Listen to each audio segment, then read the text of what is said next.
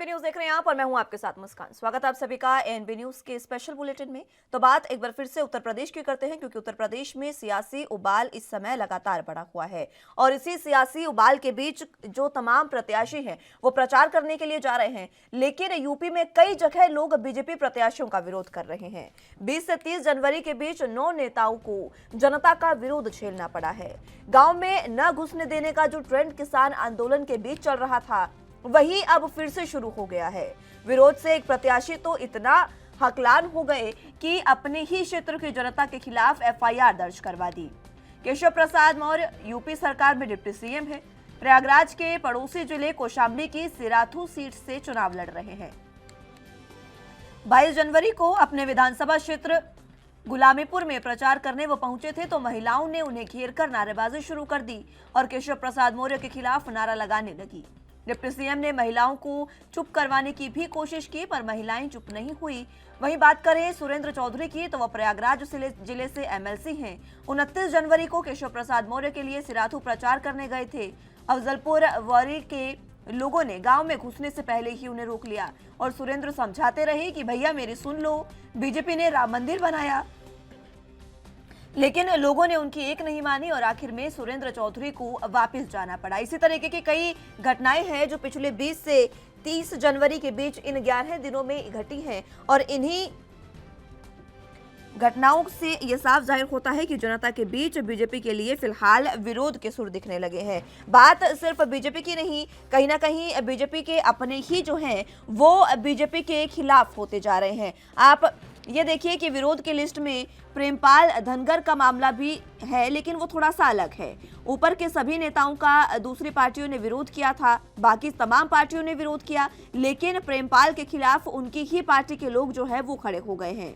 29 जनवरी को नारखी में सर्व समाज की बैठक हुई तो लोगों ने कहा कि बाहरी प्रत्याशी नहीं चाहिए। प्रेमपाल अपने कार्यकर्ताओं को नहीं पहचानते, इसके बाद नारेबाजी शुरू हो गई थी। इसी के साथ आपको बता दें कि बात अगर समाजवादी पार्टी की करें तो विरोध के सुर समाजवादी पार्टी में भी है। हालांकि इतने नहीं, सपा बसपा और कांग्रेस के नेता प्रचार के दौरान ठीक है गांव में प्रचार करने पहुंचते हैं, लेकिन गांव से निकाले जाने की ऐसी कोई घटना सामने नहीं आई है। लेकिन टिकट की आस लगाए प्रत्याशियों को टिकट नहीं मिला तो थोड़ा बहुत हंगामा जरूर हुआ। कौशाम्बी की चाइल्ड सीट पर पूजा पाल को जब प्रत्याशी बनाया गया तो समाजवादी पार्टी के कार्यकर्ताओं ने उनका पुतला जलाकर उनका विरोध किया।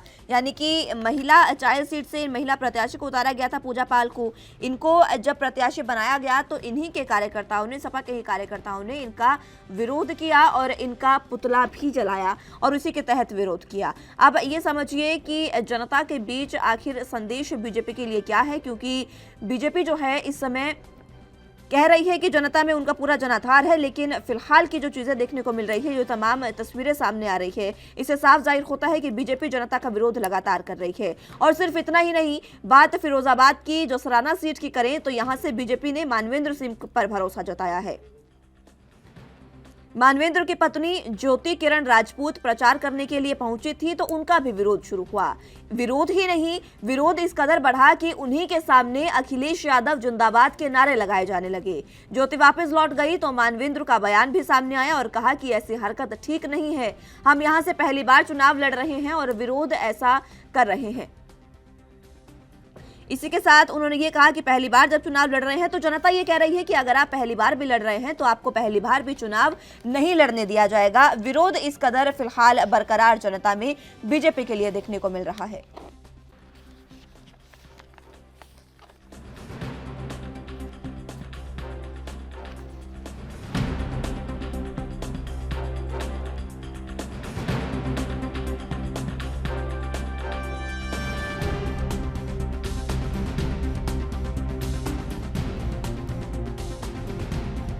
एक जगह मामला ऐसा भी सामने आया, मनिंदर पाल मेरठ से सिवल खास सीट के बीजेपी प्रत्याशी हैं।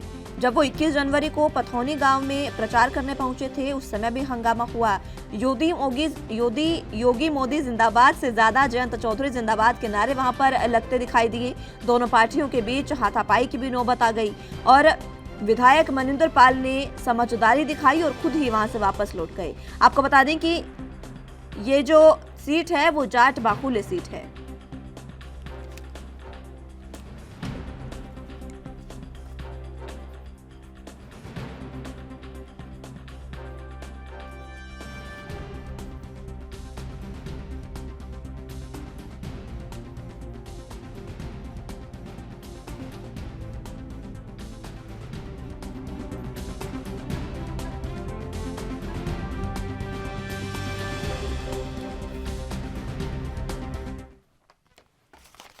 चलिए, तो इसी पर चर्चा की शुरुआत कर लेते हैं। हमारे साथ तमाम गेस्ट मौजूद हैं, उनका तारुफ आपसे करवा देते हैं। बीजेपी का विरोध जिस तरीके से लगातार बढ़ रहा है, इसी पर चर्चा के लिए हमारे साथ धनंजय जी, बीजेपी प्रवक्ता, जुड़ चुके हैं, और इसी के साथ आरबी उपाध्याय जी हमारे साथ वरिष्ठ पत्रकार के रूप में जुड़ चुके हैं। कुछ समय बाद आपको सपा प्रत्याशी भी, सपा नेता भी आपको आपके टीवी स्क्रीन पर दिखेंगे। फिलहाल आप दोनों का बहुत स्वागत है सर एनबी न्यूज पर। सबसे पहले धनंजय जी, आपके पास आना चाहूंगी। फिलहाल जो चीजें सामने आ रही है, जिस तरीके से बीजेपी का विरोध लगातार हो रहा है, आप कहीं भी जाइए, आप ये देखिए कि डिप्टी सीएम तक का जब विरोध हो रहा है, तो आप क्या जनाधार लेकर जा रहे हैं?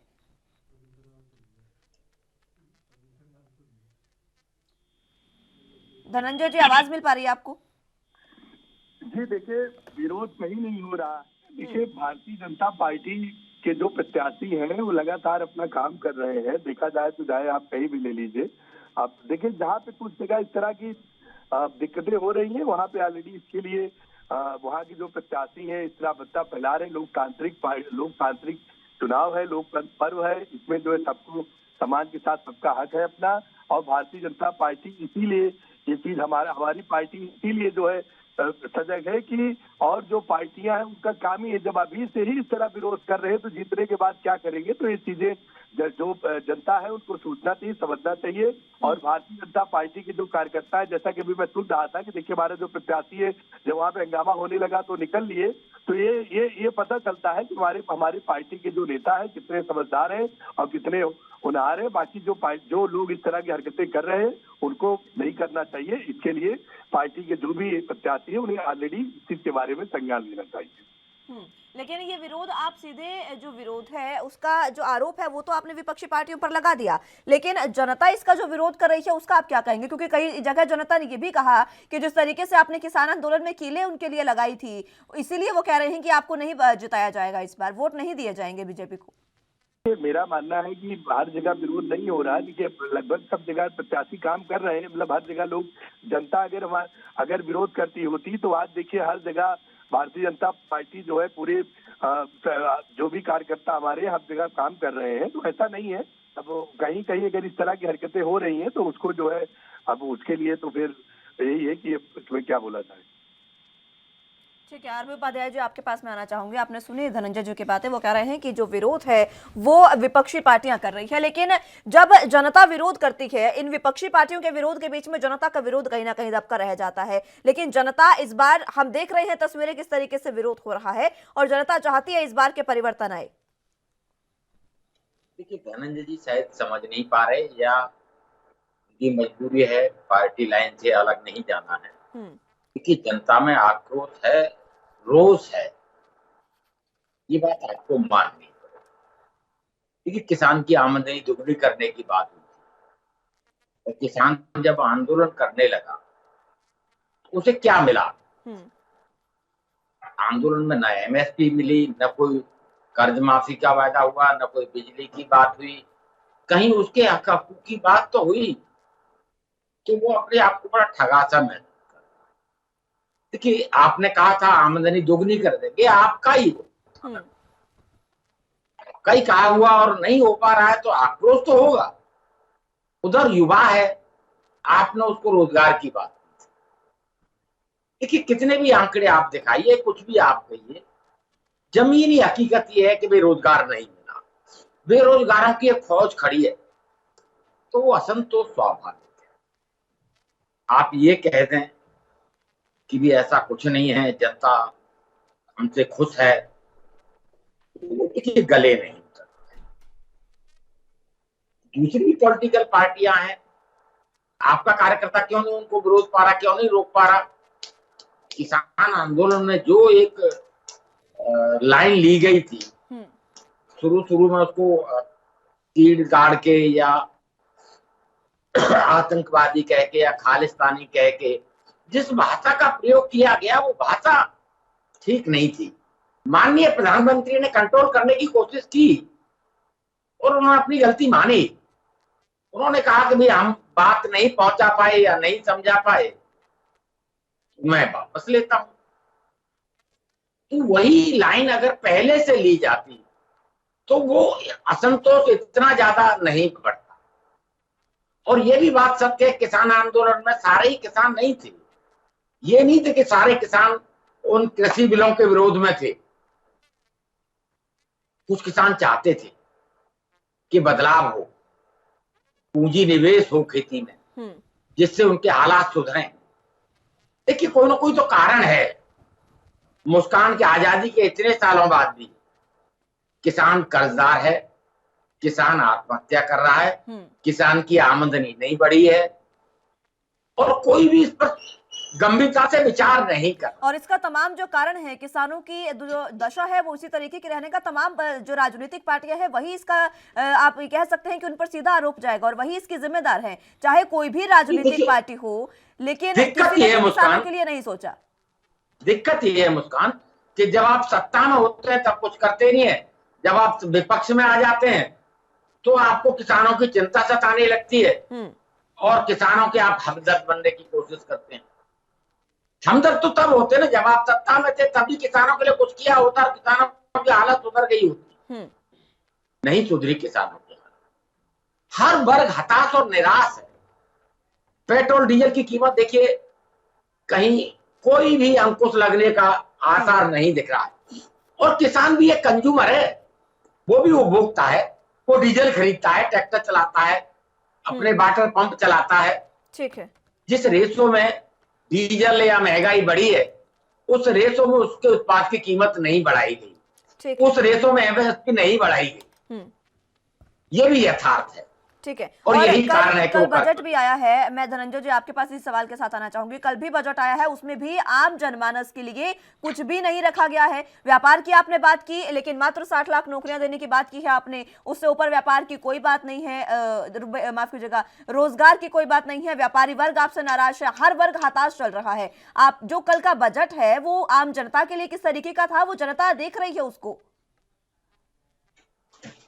देखिए मुस्कान जी, मैं बताना चाहता हूँ, भारतीय जनता पार्टी मुझे लगता है कि किसानों के लिए सबसे ज्यादा अगर हमारी पार्टी ने ही किसानों के लिए काम किया, चाहे आप पश्चिम अगर उत्तर पश्चिमी के लिए लेंगे तो चाहे आप देख लीजिए गन्ना किसानों के लिए देख लीजिए, हमने 1,40,000 से ज्यादा हमने तुरंत उनका मूल्य भुगतान किया और प्रधानमंत्री किसान सम्मान निधि योजना दिया। इसी तरह देखा जाए प्रधानमंत्री फसल बीमा योजना देखा जाए तो मुझे लगता है कि भारतीय जनता पार्टी की सरकार चाहे केंद्र में हो या उत्तर प्रदेश में सरकार रही है, लगातार हमने किसानों के लिए काम किया है, युवाओं के लिए भी काम किया है और अभी भी काम कर रहे हैं। जो हमारे पत्रकार साहब बैठे हुए हैं, मैं इनसे पूछना चाहता हूँ, इससे पहले जो भी सरकारें रही हैं वो किसानों के लिए क्या किया? हमारी सरकार तो लगातार कुछ कर रही है। हर सरकार का राग होता है धनंजय जी, हर सरकार का राग है कि हमने ही सबसे ज्यादा काम किया है, चाहे वो किसान हो चाहे वो आम वर्ग हो। हर वर्ग के लिए हर पार्टी कहती है कि हमने सबसे ज्यादा काम किया। अगर आपने किया होता तो इस जो ये 14 महीने सड़कों पर रहे किसान वो ना होते शायद। मुस्कान जी, हमारी सरकार राग नहीं कर रही, हम तो बता रहे हैं कि हमने जो किया। भाई गन्ना 45 लाख से ज्यादा जो ऑलरेडी नेट पर शो कर रहा है, जो दिख रहा है कि हमने भुगतान किया, प्रधानमंत्री किसान सम्मान निधि दिया, किसानों के खातों में सीधा पैसा जा रहा है। लगातार किसान चाहे छोटा वर्ग हो चाहे बड़ा वर्ग, हमने सभी किसानों को वर्गों को लेकर हमने काम किया। हमने ये नहीं कहा कि छोटे वाले किसान को, बड़े किसान को हम पैसा नहीं देंगे, छोटे को नहीं देंगे। हमारी सरकार ने चाहे केंद्र में हो उत्तर प्रदेश में हो, हर जगह हमने सभी वर्गों को देखते हुए हमने काम किया। हमने कोई जातिवाद नहीं किया और आज के डेट में हमारी सरकार का सभी योजनाओं का फायदा हर वर्ग के लोग ले रहे हैं। ये नहीं कहा जा सकता है कि हमने किसी विशेष व्यक्ति या किसी के लिए काम किया। चाहे किसानों के लिए देख लीजिए, अभी भी किसान सम्मान निधि है, आपसे देख लीजिए बिचौलियों को हमने दूर किया। पहले क्या होता था, गेहूं खरीदे जाते थे, धान खरीदे जाते थे, उसको रास्ते में बेच लेते थे। बाद की डेट में देखिए डिजिटल की तरह सीधा उनके गांव में पेमेंट जा रहा है, सीधा सरकार अपना चीजें ले रही। तो देखिए मेरा मानना है कि सरकार लगातार सभी वर्गों के लिए काम कर रहा अपने बजट के लिए। देखिए बजट में भी सरकार ने सबसे ज्यादा युवाओं के लिए ही, देखिए जो नई पीढ़ी युवा है इंफ्रास्ट्रक्चर से काम किया, उसे सभी को देखते हुए बजट उसमें लाया गया है कि लोग आत्मनिर्भर भारत के तहत सभी लोग आत्मनिर्भर बने और आत्मनिर्भर को देखते हुए ही सरकार ने सभी अर्थव्यवस्थाओं में सभी वर्गों में को देखते हुए अपनी जो है ये बजट भी उसी तरह लाया गया। ये कहते हुए आपको शायद थोड़ा सा सोच लेना चाहिए धनंजय जी, क्योंकि देश आपको सुन रहा है और इस तरीके की बातें करेंगे जनता में पहले जनाधार कम होता जा रहा है आपका, और आपकी झूठी बातों से और विश्वास टूटेगा जनता का। आरबी उपाध्याय जी, बजट पर जो बातें कही है उस पर आपकी प्रतिक्रिया चाहूंगी। है बनेगा कैसे? कह देने भर से आपने कह दिया किसान की आमदनी दुगनी होगी, 2022 तक किसान की आमदनी दुगनी कर देंगे। हो गई क्या धनंजय जी? मुझे बता दें। आप कह रहे हैं कि आत्मनिर्भर बन जाएंगे, रोजगार मेरे पास है नहीं, जेब में मेरे पास पैसा नहीं है, रोजगार नौकरी कहीं मिल नहीं रही, अब मैं कैसे आत्मनिर्भर बनूंगा? मैं नहीं समझ पा रहा हूं।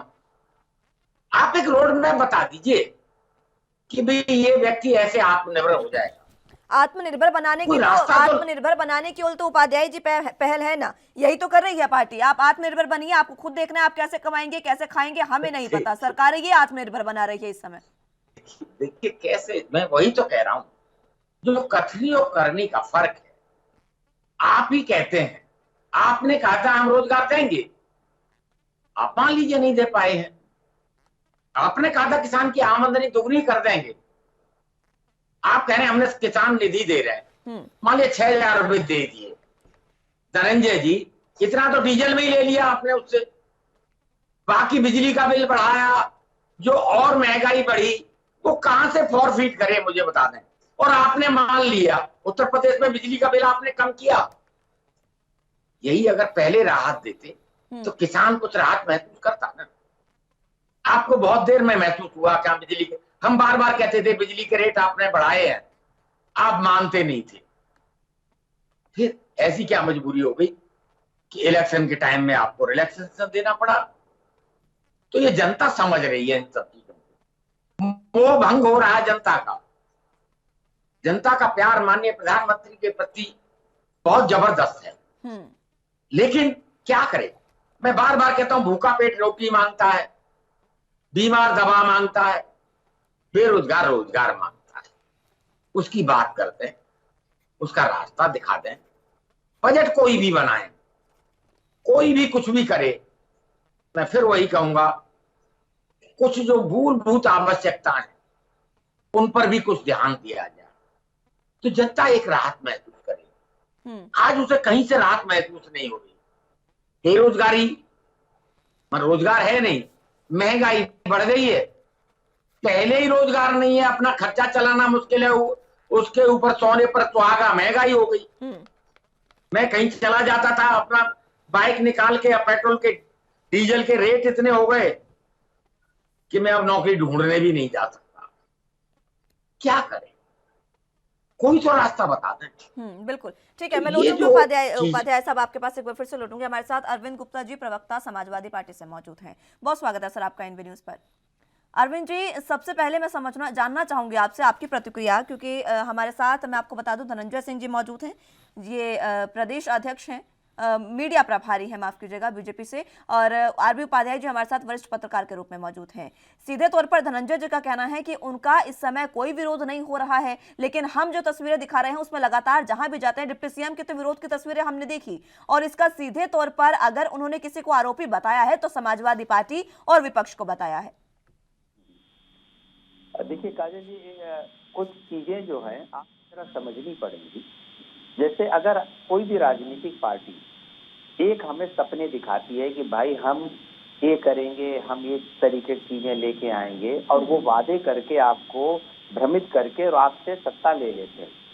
देखिए 2017 में भारतीय जनता पार्टी को प्रचंड बहुमत की सरकार मिली, जनता ने जबरदस्त इन्हें सपोर्ट किया। अब सवाल ये है कि देखिए ये लोग गोल गोल बातें तो घुमाते, मैं देखिए बिंदुवार बात करना पसंद करता हूँ। मेरे 10 सवाल हैं। पहला, 100 स्मार्ट सिटी बनाने की जो घोषणा करी तो उसमें कितने स्मार्ट सिटी बने? दूसरा, आदर्श ग्राम योजना में सांसद और विधायक जो एक एक ग्राम को आदर्श बनाएंगे, इन्होंने कितने आदर्श ग्राम बनाए? तीसरा, सार्वजनिक क्षेत्रों में सार्वजनिक स्थानों पर फ्री वाईफाई की व्यवस्था होगी, कितने प्लेस इन्होंने फ्री वाईफाई की बना दिए? ग्रेजुएट युवाओं को टैबलेट सबको उपलब्ध कराया जाएगा, ये इनका ही मैनिफेस्टो है, मैं वही बता रहा हूँ आपको। कितने लोगों को आपने टैबलेट उपलब्ध कराया? नमामि गंगे योजना के तहत गंगा जी की सफाई होनी थी, क्या गंगा का पानी आचमन योग्य हुआ? अभी नहीं हुआ। इन्होंने 70 लाख लोगों को रोजगार देने की बात करी थी, क्या 70 लाख लोगों को रोजगार दिया? 4.5 लाख अपनी पीठ थपथपा रहे हैं। 2022 में किसानों की इनकम दोगुनी करने की इन्होंने वादा किया था, क्या दोगुनी हुई इनकम? 8वीं, क्या भ्रष्टाचार मुक्त व्यवस्था की जो इन्होंने बात करी थी, आज स्थिति जो भ्रष्टाचार अपने चरम पर पहुंच गया। 9वीं, जो मझोला व्यापारी है जिन्होंने इन्होंने कहा था कि तुम्हारे हम बैंक से लोन करा देंगे, तुम्हारे लिए इंफ्रास्ट्रक्चर डेवलप करेंगे, आज स्थिति आप समझ लीजिए। एनसीआरबी की डाटा में पिछले साल पूरे देश में 1,55,000 के आसपास लोगों ने आत्महत्याएं करी, जिसमें 11,500 व्यापारियों ने आत्महत्या करी। और 10वां सवाल, जो स्वास्थ्य सेवाओं की बदहाली है, उसमें इन्होंने कोई सुधार कर पाए। देखिए सीधा सा ये सब जनता से जुड़े हुए सवाल हैं और इनका मैनिफेस्टो है। अब मैं आपको बताऊं कि इस टाइम स्थिति इनका विरोध क्यों हो रहा है, मैं आपको बताता हूं। जब आप प्रचार ये कर रहे हैं कि भाई जो भी जनप्रतिनिधि लोकल का है उसे आप मत समझिए, आप हर जगह योगी को देखिए, योगी जी हर जगह चुनाव लड़ रहे हैं, हर सीट पे आप योगी जी को देखिए। काजल जी एक बात बताइए, लोकतांत्रिक व्यवस्था में हम फिर जनप्रतिनिधि चुनी क्यों रहे? हम 3D होलोग्राम क्यों नहीं भेजते हर जगह योगी जी का, हर विधानसभा में? यही जो है अलग अलग नामों से जो यही प्रत्याशी हैं आपके। जो लोकल का जनप्रतिनिधि होता है उससे जनता को ये उम्मीद होती है कि ये हमारा, हमने इसे चुना है, लोकल की जो समस्या है उसके लिए वो मुख्यमंत्री आवास नहीं जाए, वो लोकल के व्यवस्था में देखेगा कि हमारा जनप्रतिनिधि क्या कर रहा है। आलम ये था कि पूरे 5 साल इन्होंने किसी भी जनप्रतिनिधि ने कोई काम नहीं किया, क्योंकि सब भ्रष्टाचार में इतने लिप्त थे कि हर जगह बिना पैसे के कहीं कोई काम होता ही नहीं था।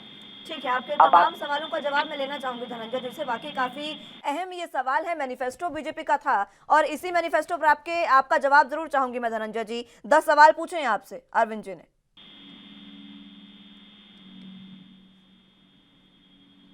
धनंजय जी आवाज मिल पा रही है आपको? अब नहीं मिल पाएगी आपको।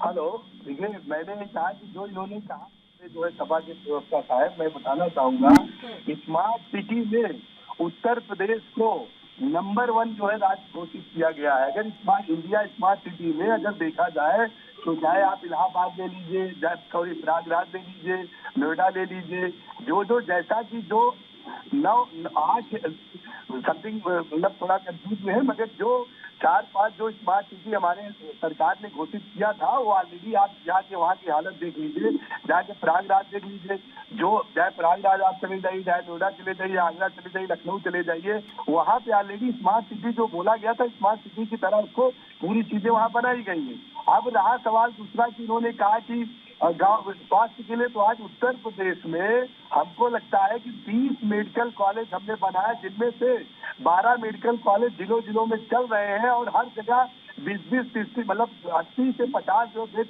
बढ़ा दिए गए। चाहे रायबरेली में एम्स खुला, गोरखपुर में एम्स खुला, स्वास्थ्य शिक्षा के लिए कम से कम 500 से ज्यादा ऑक्सीजन प्लांट लगाए गए और जगह जगहों पे गांव में सामूहिक केंद्र बनवाए गए।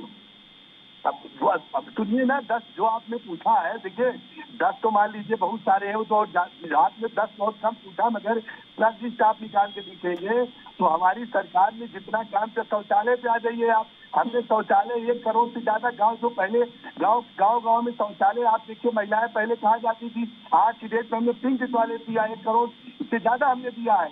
हर घर में हमने पानी का सिस्टम बनाया, हर घर में हमने लाइट बिजली पहुंचाया। गांव में पहले बिजली नहीं चलते थे, आज 18-20 घंटा हम बिजली दे रहे हैं गांव में, और गांव में चल रहे हैं 20 घंटा गांव में लाइटें चल रही हैं। शहर की तो बात छोड़ दीजिए काजल जी। अब रहा सवाल क्या कहते हैं कि, तो इसी तरह देखिए इतना अगर बताने बैठेंगे तो बहुत सारी चीजें हैं, मगर मैं बताना चाहूंगा कि सरकार ने सभी वर्गों के लिए हमने हर चीज काम किया है। अगर आपको जो मैनिफेस्टो वाली आप बात कर रहे हैं अगर देखना है तो मैं व्हाट्सएप भेज दूंगा आप। सरकार की सारी जो भी योजनाएं हैं, हमने विभिन्न तरह की सभी योजनाओं को गांव घर हमने जो गरीब है बिना किसी जात पात के हमने सबको दिया है। मुस्लिम महिलाओं के लिए हमने आवास दिया, सबसे ज्यादा अगर आवास आज की डेट में आप अगर चेक करेंगी तो जो प्रधानमंत्री आवास योजना है सबसे ज्यादा मुस्लिम परिवारों ने इसको मिला हुआ है। तो इसी तरह अगर देखा जाए तो सभी वर्गों में सभी तरह का हमने काम किया है।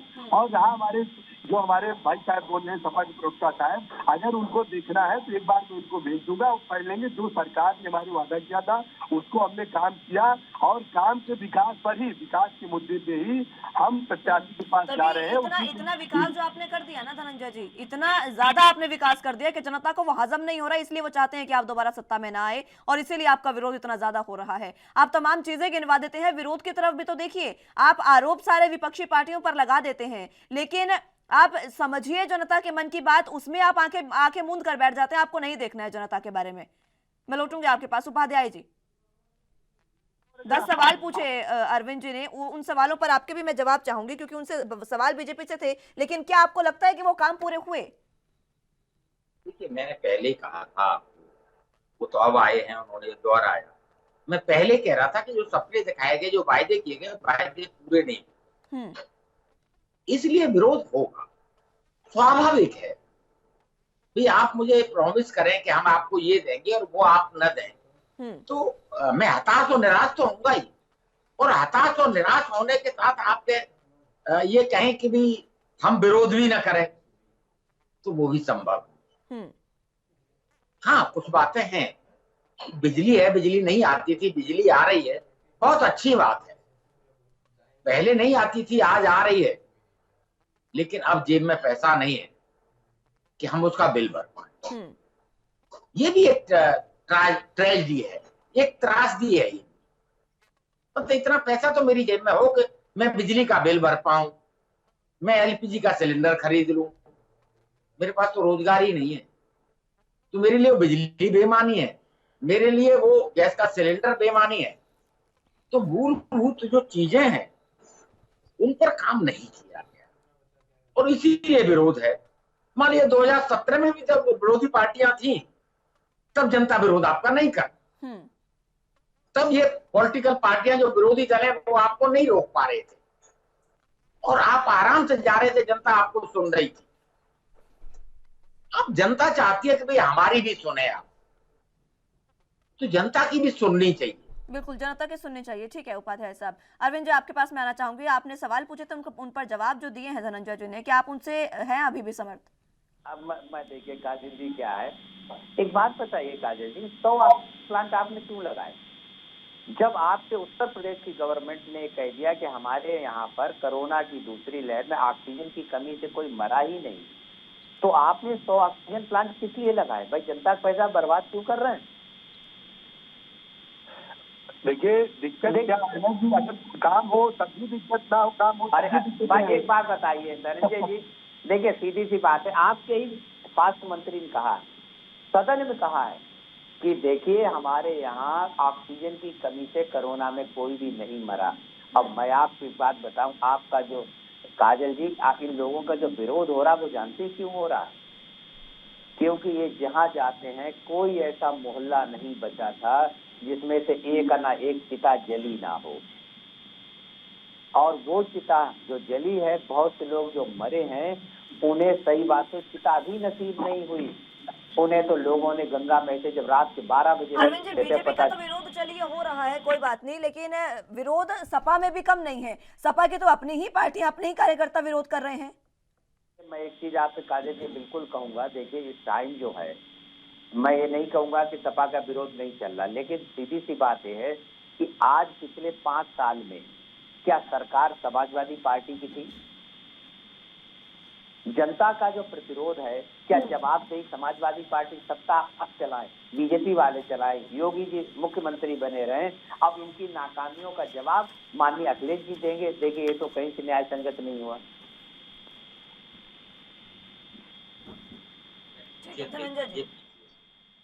वही 10 सवाल अगर आपसे पूछे जाए, आप भी 5 साल सत्ता में रहे, आपने किसानों की आमदनी कितनी बढ़ाई, आपने कितनी सुविधाएं दी, चाहे वो हेल्थ का सेक्टर है, चाहे वो एजुकेशन का, चाहे वो रोजगार का क्षेत्र है, तो आपकी भी कुछ जिम्मेदारियां थी।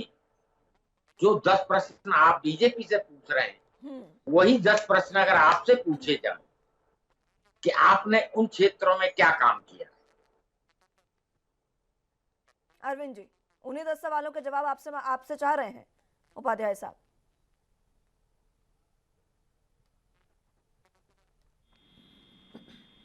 अरविंद जी, आवाज मिल पा रही है आपको? चलिए, संपर्क उनसे टूट गया है। अक्सर ऐसा होता है। हम हालांकि उंगली अरविंद जी दूसरी बीजेपी को तरफ, कह रहे थे। जी उपाध्याय साहब। देखिए मैं किसी पॉलिटिकल पार्टी की बात नहीं करता, हम्म। एक उंगली आप उधर उठाते हैं तो दो उंगली आपकी तरफ भी। हकीकत यह है कि सत्ता के लिए आप सब कुछ बोलते हैं, लेकिन सत्ता में आने के बाद आप ऐसा कुछ करते नहीं है।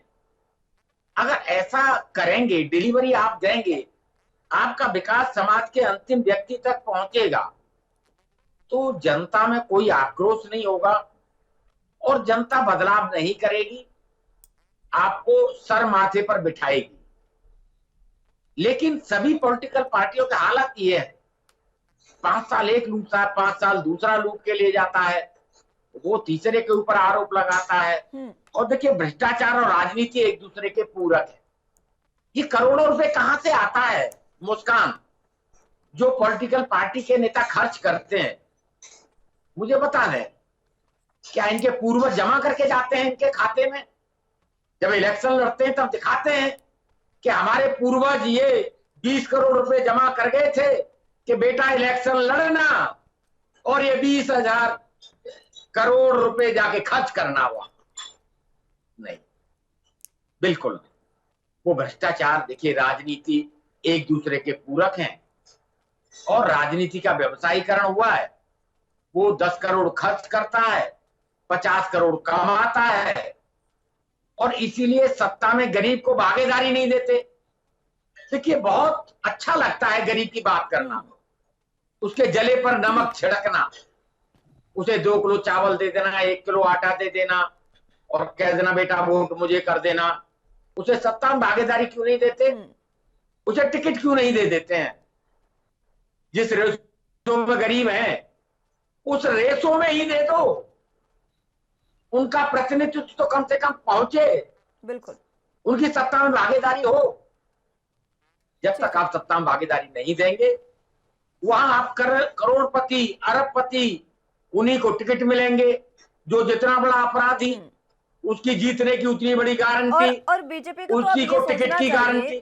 कि इतना जब कहते हैं कि हमने ये काम कर दिया, हमने वो काम कर दिया, हमने किसानों के लिए इतना अच्छा कर दिया। देखिए 70 लाख रोजगार के 70 लाख के करीब रोजगार पहले देने की बात की गई थी, 70 लाख नौकरियां, कल 60 लाख नौकरियां देने की बात कर दी है। लेकिन एक बार भी किसी ने इस बात का जिक्र नहीं किया, इस बारे में किसी ने बात नहीं की कि ये आखिर ये रोजगार जो है, ये नौकरियां जो है वो आएंगी कहां से, ये नौकरियां बनाने के आयाम स्थापित कहां से होंगे, इस पर कोई बात नहीं करता है। धनंजय जी।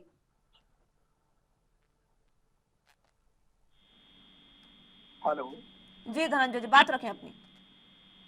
काजल जी, बार पुनः बताइए, आवाज एक्चुअली कट करके आ रहा था, क्या आपने पूछा? धनंजय जी, रोजगार की बात कहते हैं, मैनिफेस्टो में आपने 70 लाख नौकरियां देने की बात कही थी, कल बजट में 60 लाख नौकरियां देने की बात कही गई है, लेकिन ये आयाम स्थापित कैसे होंगे, नौकरियां कहां से दी जाएंगी, इस पर क्यों बात नहीं होती है? देखिए काजल जी, हमारी सरकार उत्तर प्रदेश में भी 5 लाख से ज्यादा जो है युवाओं को नौकरियां दी थी, और उससे ज्यादा लोगों को जो है आत्मनिर्भर के तहत हमारे प्रधानमंत्री जी ने स्वरोजगार रोजगार के तहत जो है सभी को ये व्यवस्थाएं दी कि जो गरीब जो बेचारे थे उनको काम करने के लिए बैंक से लोन की भी व्यवस्था करवाई गई। 10,000 रुपया लोन तो तुरंत मिल रहे थे। आज की डेट में भी आत्मनिर्भर के तहत आप जाके देखिए, जितने भी बड़ी बड़ी कंपनियां हैं सभी से टाइप करवा के सरकारें जो है अपनी हर जगह पे जो उन्हें लोन की व्यवस्था करवा रही है। तो इसी तरह सरकार जो है आत्मनिर्भर के तहत लगातार काम कर रही है। बेरोजगारी का भी दर देखेंगे तो आप अगर आप देखेंगे बेरोजगारी की दर भी जो है 2017 से अभी देखा जाए तो लगातार 17% बढ़े हुए हैं, जो मार्च में भी 4.1 हो गए हैं। तो मेरे कहने का मतलब है कि लगातार सरकार जो है कुछ जो आत्मनिर्भर की तरह जो बनाया गया है उसी के तहत जो है सभी युवाओं को कुछ जॉब भी दिए जा रहे हैं और साथ में उनको आत्मनिर्भर भी बनाया जा रहा है। जी, आत्मनिर्भर कहां से बनाया जा रहा है ये समझ नहीं आ रही है उपाध्याय साहब। खैर अरविंद जी, आपको आवाज मिल पा रही है? चलिए, अरविंद जी तक आवाज नहीं पहुंच पा रही है। मैं आपके पास उपाध्याय साहब आना चाहूंगी। आपकी बातों पर उन्होंने कहा कि आत्मनिर्भर लोगों को बनाया जा रहा है।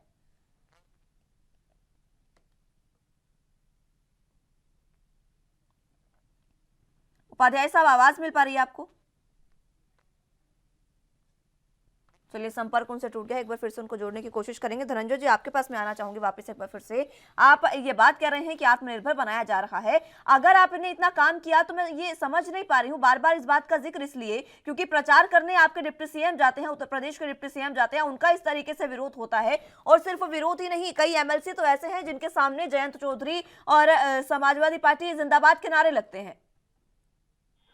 देखिए काजल जी, देखिए वो अभी जैसा कि बताया गया था कि जो विपक्षी पार्टियां हैं वो देखिए कुछ भी इस तरह की चुनाव है, चुनाव में कुछ भी इस तरह की हरकतें हो सकती है, मगर सवाल था विकास से दिखे। भारतीय जनता पार्टी की सरकार चाहे केंद्र में आदरणीय प्रधानमंत्री जी के नेतृत्व में, उत्तर प्रदेश में मुख्यमंत्री जी के नेतृत्व में लगातार अपने काम किया है और काम के मुद्दे पर ही चाहे केंद्र में आदरणीय प्रधानमंत्री जी आत्म भारत निर्भर तहत लगातार काम कर रहे हैं, चाहे जो बेरोजगार युवाओं के लिए लगातार अभी भी जो बजट आए उसमें देखिए तो आप युवाओं के लिए ही आत्मनिर्भर बनाने के लिए उन्होंने लगातार काम किया है। और उत्तर प्रदेश में भी मुख्यमंत्री जी ने जब तक हमारी 5 लाख से ज्यादा हमने युवाओं को नौकरियां भी दी हैं, जिनमें से मतलब ये तो परमानेंट वाले हैं, 3.5 लाख के ऊपर संविदा में रहे हैं। और लगातार जो छोटे व्यापारी थे, उद्योगपति थे, उनको उद्योगपति बनाया गया है। बैंक के तहत देखेंगे आप तो लोन की भी व्यवस्था करवाई गई थी। जो रेहड़ी पटरी वाले तो बेचारे जो अगर पढ़े लिखे नहीं थे, जिनका अपना रोजगार चल रहा था, उनको भी हमने 10-10 हजार रुपया तुरंत प्रधानमंत्री जी के नेतृत्व में बोल के बैंक लोन दिलवाया गया। तो इसी तरह सरकार लगातार, जैसे भी हमारी 35 मेडिकल कॉलेज हमने, जैसा कि उत्तर प्रदेश में बन के तैयार हो रहा था, जिसमें से करीब 9 मेडिकल कॉलेज लगभग ओपन हो गए, उसमें भी लगभग सभी जॉब हुए। तो इसी तरह सरकार लगातार जॉब के लिए, लगातार युवाओं के लिए ही काम कर रही है और उनको अच्छी से अच्छी सुविधा मिले उसके लिए सरकार लगातार काम कर रही है। लगातार सरकार युवाओं के लिए काम कर रही है, लेकिन युवा सड़कों पर पकोड़े बेचता नजर आता है उपाध्याय साहब। देखिए विडंबना यही है। मैं तो ये पूछूंगा धनंजय जी बता दें, मुस्कान ये खुद ये महसूस करते हैं कि रोजगार की स्थिति संतोषजनक है, बेरोजगारी नहीं है? बोल दीजिए कि भी सबको रोजगार दे दिया गया है, संतोषजनक स्थिति है, ये विपक्ष बेकार हल्ला मचा रहा है। बहुत अच्छा लगता है आप कह रहे हैं मेडिकल कॉलेज खोले हैं, आपने बहुत अच्छा किया है, फिर भी स्वास्थ्य सुविधाएं गांव तक नहीं है। गांव में एक डॉक्टर तक नहीं है, एक नर्स तक नहीं है। मुझे बता दें गांव में कोई इंफ्रास्ट्रक्चर है? नहीं है, ये मानना पड़ेगा। बेरोजगारी अपने चरम पर है, मानना पड़ेगा। महंगाई अपने चरम पर है, ये आपको मानना पड़ेगा। देखिए एक तो विफलताएं और अपनी गलती को न मानना भी कहीं न कहीं आक्रोश पैदा करता है धनंजय जी। और ये आक्रोश ही है जो जनता दिखाती है। आप अगर करेंगे जो वायदे करते हैं तो बिल्कुल ये यथार्थ मानिए कि जनता का आपको अपार प्यार मिलेगा। जनता आपको बिल्कुल बिना प्रचार के आपको चुनेगी। लेकिन होता क्या है, पॉलिटिकल पार्टियां जब इलेक्शन आता है तो बहुत बड़े बड़े वायदे कर देती हैं, बहुत बड़े शब्दबाग दिखाते हैं और फिर यथार्थ के धरातल वो सारे वायदे दम तोड़ जाते हैं। तो वो वायदे दम नहीं तोड़ते हैं, वो उम्मीद टूटती है उस आखिरी व्यक्ति की जिसने वोट किया था किसी भी पॉलिटिकल पार्टी को कि वे ये आएंगे तो मेरे दुख दूर होंगे। ये विडंबना है कि आप अपनी गलतियों को नहीं मान रहे। देखिए भ्रष्टाचार आप बात सब करते हैं, लेकिन सभी राजनीतिक इक्के दुक्के लोगों को छोड़ के ज्यादातर भ्रष्टाचार में लिप्त पाए जाते। वो कमाई करते हैं, टारगेट देते हैं 100 करोड़ वसूल करके लाना है। अब 100 करोड़ वसूल कहां से होगा? वो जनता से वसूल होगा। तो जनता फिर कैसे ये कहे कि सब कुछ ठीक है, कहीं कोई भ्रष्टाचार? और जिस दिन पटवारी पैसा लेना बंद कर देगा, सड़क पर खड़ा हुआ पुलिस वाला पैसे लेना बंद कर देगा, मैं मान जाऊंगा कि भ्रष्टाचार खत्म हो गया, इंतजार उसी दिन का है उपाध्याय साहब, लेकिन वो दिन आते नजर नहीं आ रहे हैं, चाहे कोई भी सरकार हो। आपके कुछ सवाल थे, अरविंद गुप्ता जो हमारे साथ एक बार फिर से जुड़ चुके हैं, उन्हीं से उन सवालों के जवाब मैं लेना चाहूंगी। अरविंद जी, आपको आवाज मिल पा रही है? आप मिल रही है। जी अरविंद जी, उपाध्याय साहब ने आपसे एक सवाल पूछा था, जो 10 सवाल आपने पूछे हैं बीजेपी से, उस पर वो आपसे भी आपकी आपकी जब सरकार थी उस समय आपने कितना काम किया ये वो जानना चाह रहे हैं। देखिए मैं आपको बताता हूँ, हमारी सरकार ने जो काम किया, देखिए गरीब के लिए बहुत बड़ी समस्या पहले ये थी कि अगर वो बीमार पड़ जाता था तो गांव में उसे गाड़ी नहीं मिलती। गाड़ी अगर मिलती, आपको मैं बताऊं, जैसे गांव कोई बीमार पड़ा रात में तो उसे भाई किसी सेठ जी की गाड़ी देख लीजिए, भैया उनकी गाड़ी देख लो, गाड़ी मिल गई तो ठीक है, नहीं तो बड़ी मुश्किल से गाड़ी मिलती थी और जैसे तैसे वो शहर पहुंच के अपने इलाज के लिए जाता था, तब तक रास्ते में वो दम तोड़ देता। तो हमारे यहाँ जो उन्होंने आपकी 108 एम्बुलेंस शुरू करी, वो एम्बुलेंस उस गरीब के लिए एक बहुत बड़ी मजबूती का काम था जिसके पास अपनी गाड़ी नहीं थी या अपने साधन संसाधन नहीं थे। पहली चीज। दूसरी चीज मैं आपको बताऊं, जो कमजोर लोग थे उन्हें बेचारों पे डर सताता था कि भाई 4 दबंग हमारे रास्ता रोक लेंगे, हम जाएंगे कहाँ। वो अपनी शिकायत, अगर उन्हें कोई दिक्कत होती तो जाए पुलिस चौकी, वहां तो वैसे ही लोग ऐसे बैठे हुए हैं। तो उन लोगों के लिए, कमजोर की आवाज बनने के लिए डायल 100 की व्यवस्था करी। आज नहीं, स्थिति आप ये है, पहले ही बात का जिक्र अगर मैं फिर से करूं, 108 की आपने बात कही, एम्बुलेंस सेवा तो आपने शुरू कर दी, लेकिन जब स्वास्थ्य सेवाएं ही नहीं सही होंगी तो उस एम्बुलेंस का फायदा क्या होगा, ये भी बता दें। बताता हूँ। देखिए सबसे बड़ी चीज क्या है कि अखिलेश जी ने, आप अगर गौर करके देखिए, तहसील लेवल पे 100 बेडेड हॉस्पिटल्स उन्होंने शुरुआत करी थी। Chain of 100 bedded hospitals open करे थे अखिलेश जी ने, 100 सैया हॉस्पिटल जिन्हें कहा गया था। और आपको बता दूं, जो इस कोरोना की दूसरी लहर थी, उन 100 सैया अस्पतालों में ये सबसे ज्यादा जनता की मदद करी थी। एक तरीके से आप मान के लिए कि वो हमारे लिए संजीवनी बूटी की तरह उन्होंने काम किया था। और मैं आपको बताऊं, जो मेडिकल कॉलेजेस थे, उस हर मेडिकल कॉलेज में अखिलेश जी ने सीट बढ़ाने की व्यवस्था करी थी, ताकि जब जितने ज्यादा से ज्यादा हमारे डॉक्टर बने, क्योंकि डॉक्टर एक दिन में नहीं बन सकता, कम से कम 10 से 12 साल चाहिए। उन्होंने हर मेडिकल कॉलेज में कुछ कहना चाह रहे हैं उपाध्याय साहब? जी, आपने इतना अच्छा हेल्थ का इंफ्रास्ट्रक्चर डेवलप कर दिया था, वो कहां गायब हो गया था कोरोना काल में? वो क्यों नहीं नजर आया? क्यों लोग बिना ऑक्सीजन के मरे? क्यों लोग बिना इलाज के मरे? क्या सब बंद कर दिए गए थे जो आपने स्वास्थ्य के इंतजाम किए थे? अरविंद जी, लोग अपने परिवारजनों को जो है वो उठा के लेके जाने को तैयार नहीं थे। उन्हीं एम्बुलेंसेज ने और उन्हीं एम्बुलेंसेज के ड्राइवरों ने कोरोना के लोगों को अस्पताल पहुंचाने की जिम्मेदारी निभाई थी। मैं ये नहीं कह रहा हूँ कि आप मेरी बात माने, आपने खुद टीवी देखा होगा, वही एम्बुलेंसेज दौड़ती हुई नजर आ रही थी। आप सोच के देखिए, अगर वो एम्बुलेंसेज नहीं होती तो क्या होता। और दूसरी चीज, फिर इलाज क्यों जो नहीं मिल सबसे पाया? बड़ी पावर थी, फिर इलाज क्यों नहीं मिल पाया? क्यों बिना ऑक्सीजन के लोग मर गए?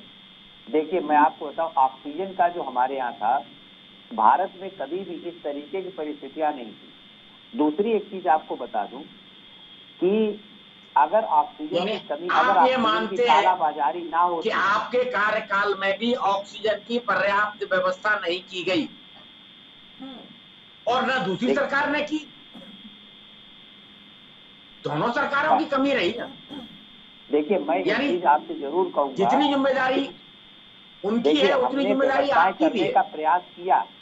देखिए हमने जिम्मेदारियों से हम भागे नहीं, हमने कहा अगर हमारे यहाँ कमी है तो हमने उसे स्वीकार किया, हमने उस जिम्मेदारी को पूरा करने का प्रयास किया।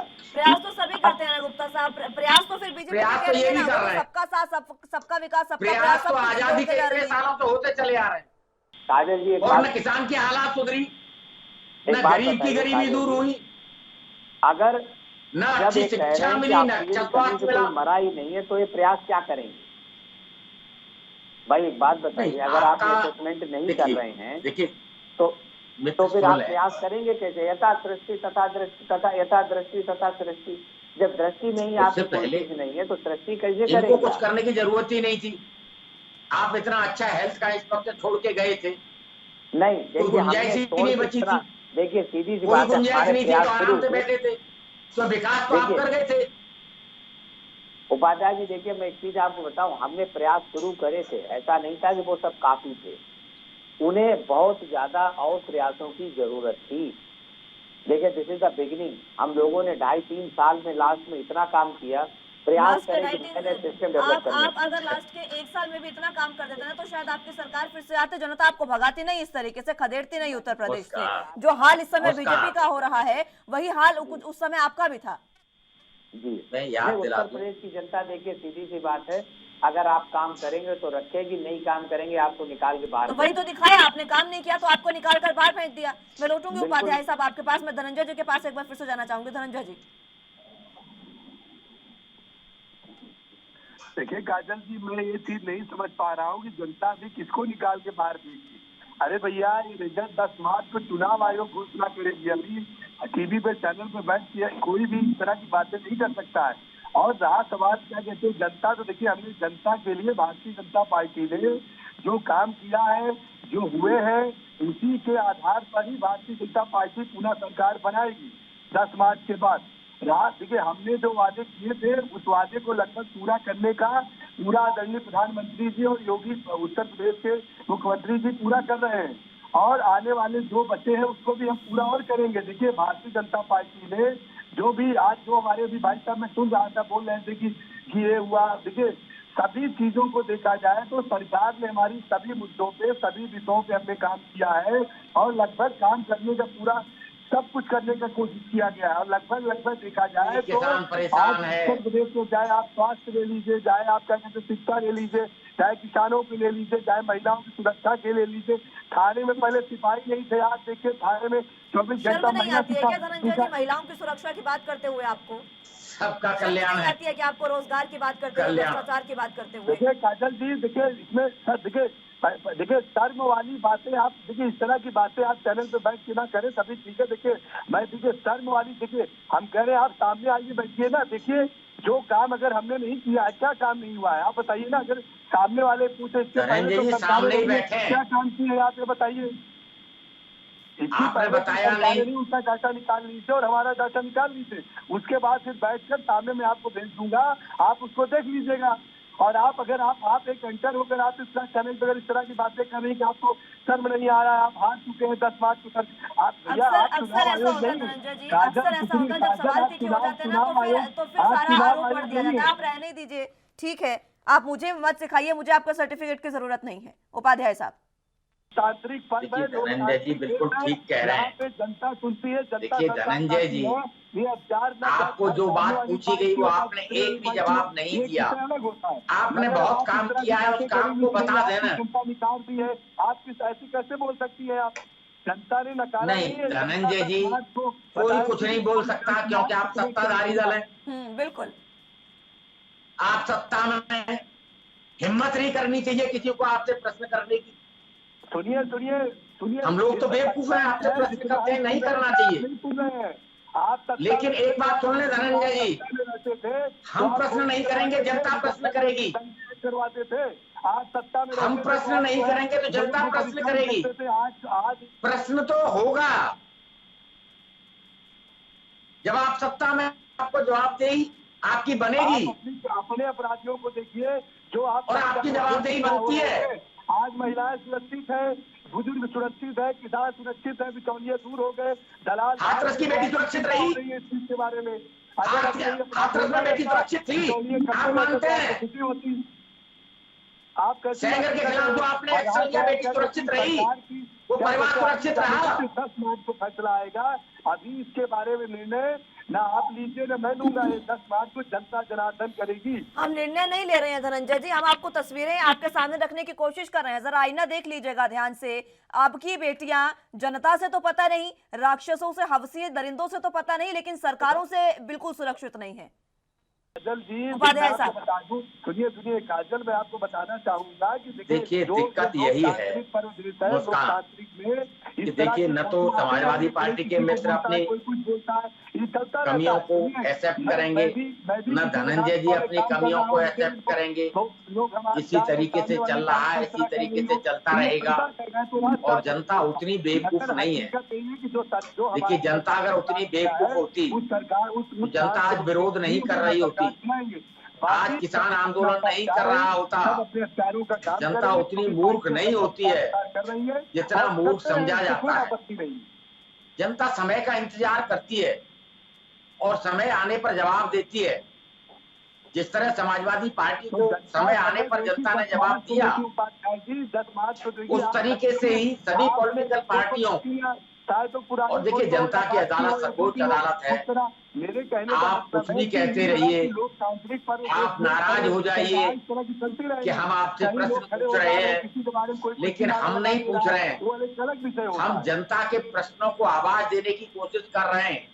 हम जनता की चिंताओं से आपको अवगत कराने की वही चीज उपाध्याय जी हजम नहीं होती है आज की सरकारों को। यही चीजें हजम नहीं होती है कि उनसे सवाल कर कैसे लिए। अरविंद गुप्ता जी,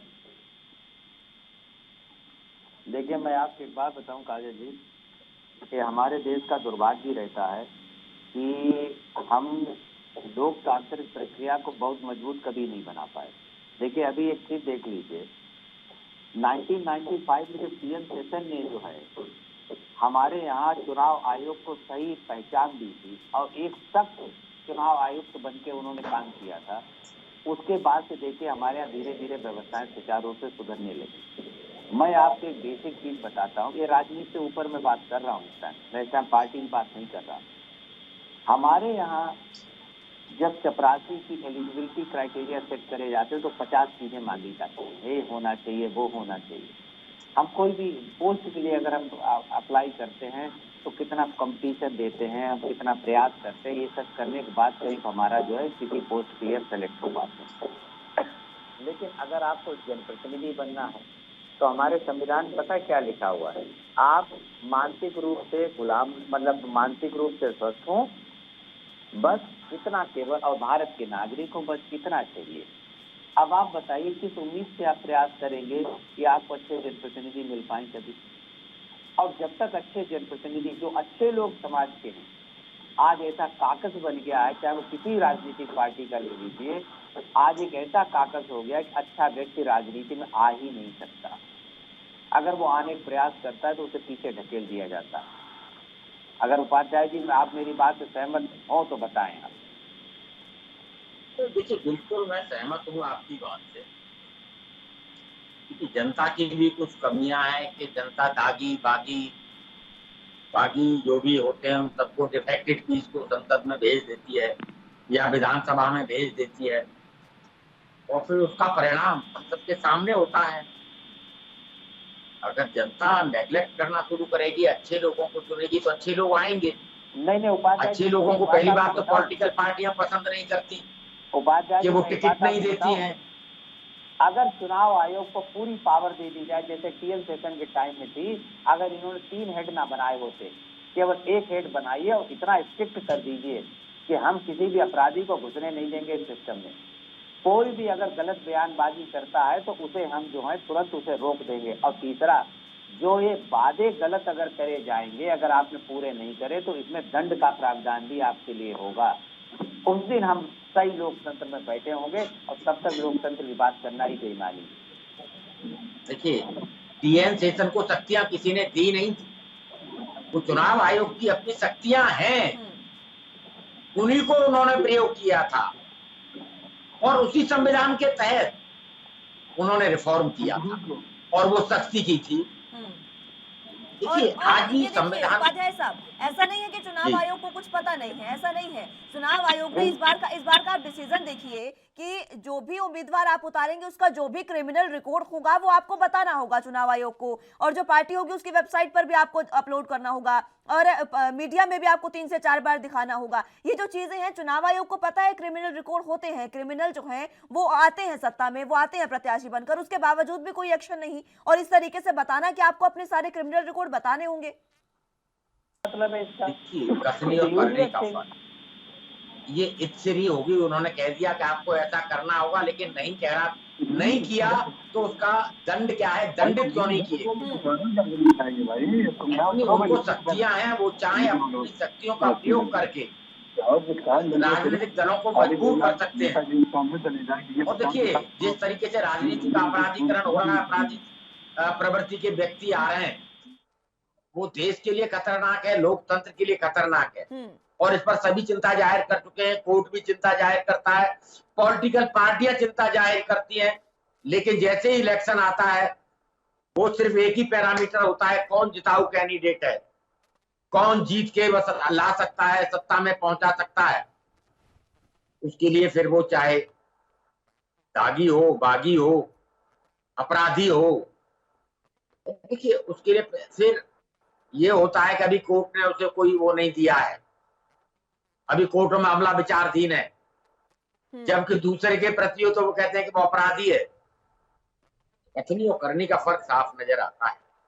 लेकिन अच्छा है, ईमानदारी से उन्होंने इस बात को स्वीकार किया। अभी अभी देख लीजिए उपाध्याय साहब, किसानों की बात करने वाले, किसानों की बात, हित की बात करने वाली बीजेपी अभी तक अजय मिश्रा टेनी सरकार में है। बेशक उनके बेटे जो है वो जेल में है, लेकिन उनको भी वीआईपी ट्रीटमेंट मिल रहा है या क्या चीजें हो रही है वो भी हम नहीं जानते हैं, क्योंकि एक जब सत्ता का रसूख होता है उसका इस्तेमाल तो हर जगह होता ही है। धनंजय जी,